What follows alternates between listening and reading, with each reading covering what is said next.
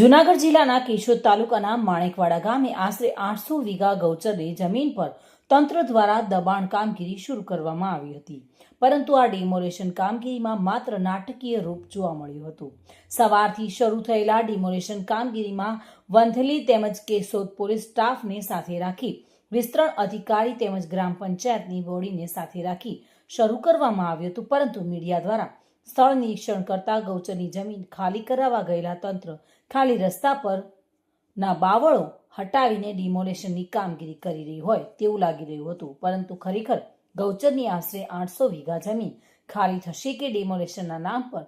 આવા જ નાટકો ચાલુ રહેશે તે આવનારો સમય જ બતાવશે।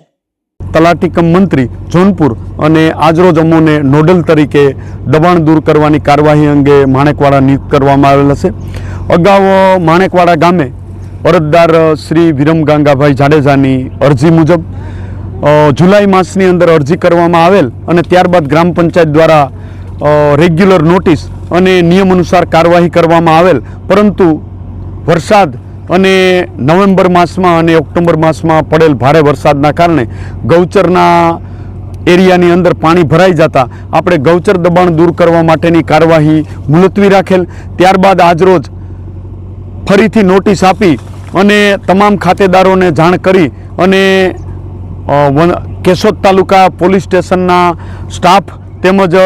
વંથલી તાલુકાના વિસ્તરણ અધિકારી શ્રી, ટીડીઓ સાહેબ શ્રી અને તમામ મહેસૂલી અને પંચાયતના તલાટી મંત્રી અને પંચાયત બોડીને સાથે રાખી અને આજે આશરે 800 વીઘા દબાણ જે 83 આજુબાજુના ખેડૂતો દ્વારા કરવામાં આવેલ। મધુરાવલિયા સાથે bureau report, today Gujarati news.